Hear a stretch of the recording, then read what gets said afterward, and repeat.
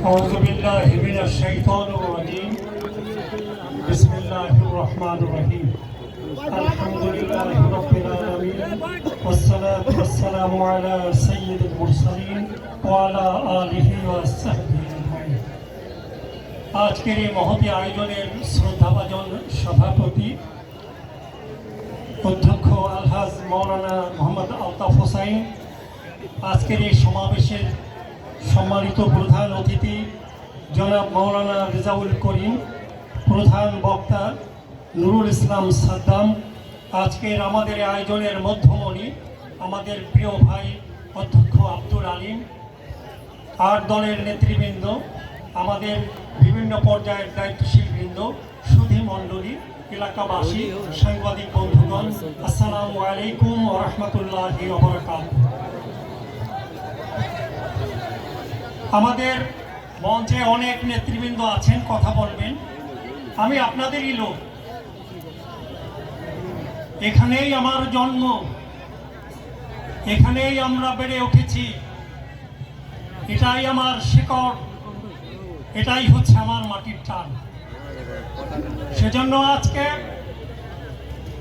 এই আয়োজনে দাঁড়িয়ে কথা বলতে চাই। বাংলাদেশে হাজারো বছরের লালিত স্বপ্ন এদেশের মানুষের, বাংলাদেশে এক ইসলামী রাষ্ট্র প্রতিষ্ঠিত হবে, বাংলাদেশ একটি মানবিক বাংলাদেশ হবে, বাংলাদেশ একটি কল্যাণ রাষ্ট্রে পরিণত হবে, বাংলাদেশে সাম্য, মানবিক মর্যাদা এবং ন্যায় বিচার প্রতিষ্ঠিত হবে। হাজারো বছর ধরে এই জনপদে যারা নেতৃত্ব দিয়েছেন, আমাদের পূর্বসূরীরা দ্বীন কায়েমের যে স্বপ্ন নিয়ে তারা এগিয়ে গিয়েছেন, রক্ত দিয়েছেন, জীবন দিয়েছেন, তার ধারাবাহিকতায় আল্লাহ আমাদের 24-এর এই জুলাই বিপ্লব ঘটিয়ে দিয়েছেন। আমরা এই কথাই বলতে চাই, এই 24-এর জুলাইতে যারা শাহাদাত বরণ করেছেন, ওই মুগ্ধের, ওই আবু সাইদের দলেরা যারা আত্মাহুতি দিয়ে আমাদের বুক থেকে পাথর সরিয়ে দিয়েছেন, আমাদের বুক থেকে স্বৈরাচারকে নির্মূল করেছেন, ওদেরকে আমরা সম্মান জানাই, সালাম জানাই, তাদের আত্মার মাগফিরাত কামনা করি।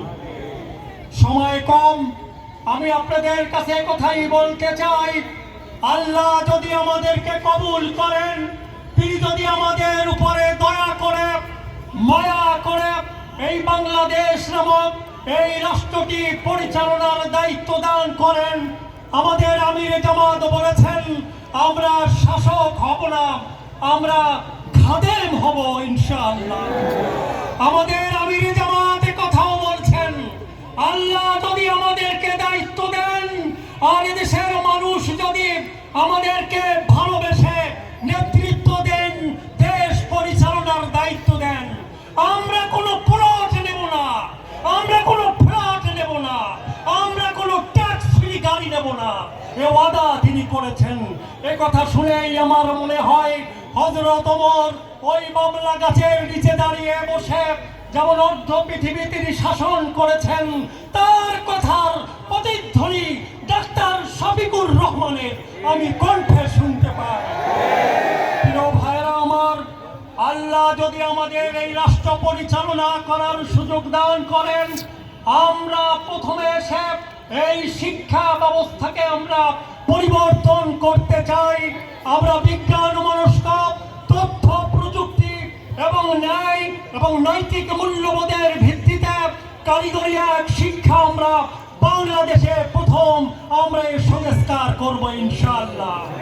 এই শিক্ষায় শিক্ষিত হলে সে যেমন নৈতিক মূল্যবোধে উজ্জীবিত হবে, দেশপ্রেমিক নাগরিক হবে এবং সাথে সাথে কারিগরি জ্ঞান বিশ্বমানের একজন কর্মীতে পরিণত হবে।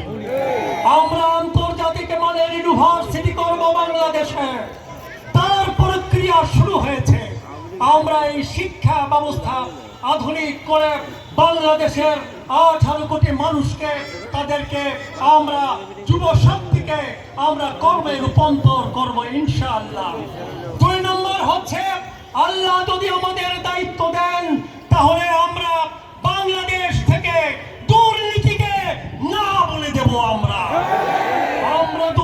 করিনি। আমাদের 2 জন মন্ত্রী 3টা মন্ত্রণালয় চালিয়েছেন, অসংখ্য উপজেলা চেয়ারম্যান ছিলেন, বিশ্ববিদ্যালয়ের ভিসি ছিলেন, ইউনিভার্সিটির টিচার ছিলেন, জেলা উপজেলার তারা চেয়ারম্যান ছিলেন। আমরা কোনোদিন দুর্নীতি করি না, করছি না, ফিউচারে কোনো দুর্নীতি করতে আমরা দেব না। বাংলাদেশের যদি দুর্নীতি বন্ধ করতে পারি আমরা, ভালো করে শুনে রাখেন, ওই সাদিক কায়েমের দলেরা ঢাকা বিশ্ববিদ্যালয় যেমন 3 মাসে পরিবর্তন করে দিয়েছেন, আল্লাহ যদি আমাদেরকে দায়িত্ব দেন, আমরা বাংলাদেশকে 3 বছরে পরিবর্তন করে দেব। বাংলাদেশকে আমরা বেকারত্ব, সন্ত্রাস, হানাহানি, ক্ষুধা, দারিদ্র দূরীভূত করে এক সুন্দর মানবিক বাংলাদেশ আমরা গড়ে তুলব ইনশাআল্লাহ। সেজন্য আজকে একথাই আমি বলতে চাই, আল্লাহ যদি আমাদেরকে তৌফিক দান করেন, আমরা যাকাত ভিত্তিক অর্থনীতি চালু করব ইনশাআল্লাহ। আমরা বাংলাদেশের বিশেষজ্ঞদের মতামত নিয়েছি, এই যাকাত ভিত্তিক অর্থনীতি যদি আমরা চালু করতে পারি, বাংলাদেশে 10 বছর পর কোনো যাকাত নেওয়ার কোনো লোক থাকবে না। আপনারা কি সেই অর্থনীতি চান? আপনারা কি সেই বাংলাদেশ চান? আপনারা কি সেই বাংলাদেশ হোক মানবিক বাংলাদেশ, এটা কি আপনারা চান কিনা? আমরা কর্মসংস্থান কিভাবে করব?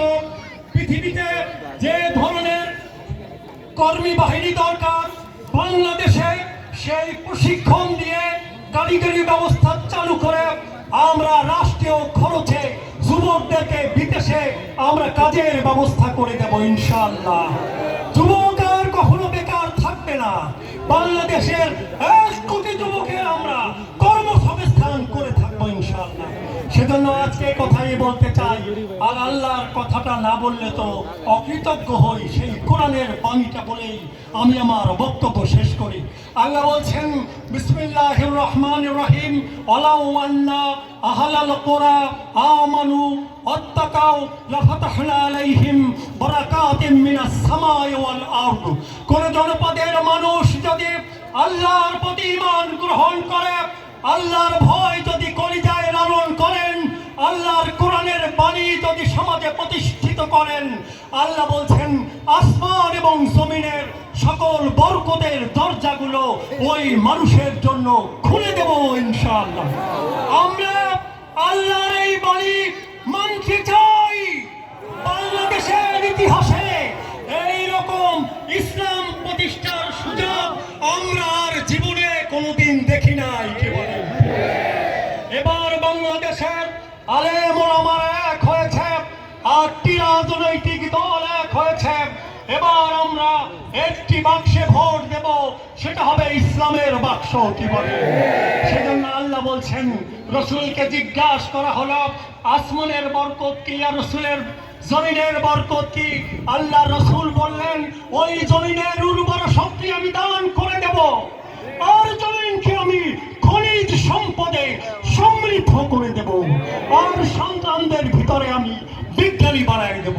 সেজন্য আসুন, আমাদের বাংলাদেশে আল্লাহর আইন কায়েম করার যে অবারিত সুযোগ এসেছে, সেই সুযোগ কাজে লাগিয়ে আমরা হাতে হাত ধরে, বুকে বুক ধরে, কে চরমোনাই, কে আহলে হাদিস, কে তবলিগ জামাত, কে জামাত, কে খেলাফত মজলিস, কে খেলাফত আন্দোলন, কে ইসলামী আন্দোলন, এটা দেখার সময় নেই। আমরা সব হচ্ছি আল্লাহর প্রিয় বান্দা। কি বলেন? ঠিক? এবার যদি এই সুযোগ আমরা কাজে না লাগাতে পারি, আল্লাহর কাছে কোনো জবাব দেওয়া যাবে না। কি বলেন? ঠিক? আর অতিথিবৃন্দ যারা এসেছেন তাদের কথা শুনবো আমরা, এবং আপনারা যারা এখানে আসলেন প্রত্যেকে বাড়ি ফিরে যাবেন, এক একজন 100টি ভোট কালেকশন করবেন।